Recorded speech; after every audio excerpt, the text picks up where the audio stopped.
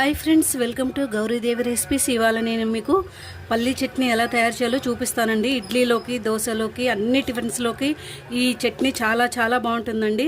దీనికి కావాల్సిన పదార్థాలు ఏంటో, తయారు చేయే విధానం ఏంటో చూసేద్దాం. స్పూన్ నూనె వేసుకున్నానండి.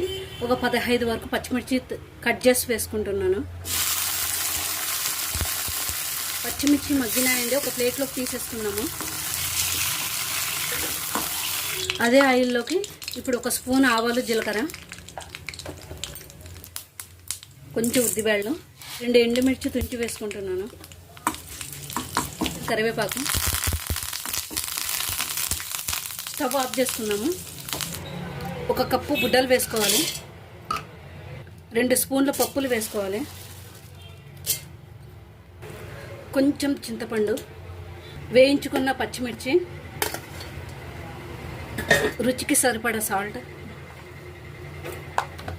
కొంచెం కొత్తిమీర, కొంచెం బెల్లం మెత్తగా మిక్సీలో వేసుకోవాలండి. ఒక గిన్నె తీసుకొని గిన్నెలోకి వేసుకుందాము. ఇందాక వేసుకున్నాం కదండి ఆ తర్వాతనే ఇందులోకి వేసుకోవాలి.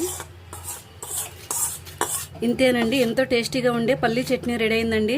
అన్ని టిఫిన్స్లోకి ఈ చట్నీ చాలా చాలా బాగుంటుందండి. మీరు కూడా ఒకసారి ట్రై చేయండి. ఈ వీడియో మీకు నచ్చినట్లయితే నా ఛానల్ని సబ్స్క్రైబ్ చేయండి, లైక్ చేయండి, షేర్ చేయండి.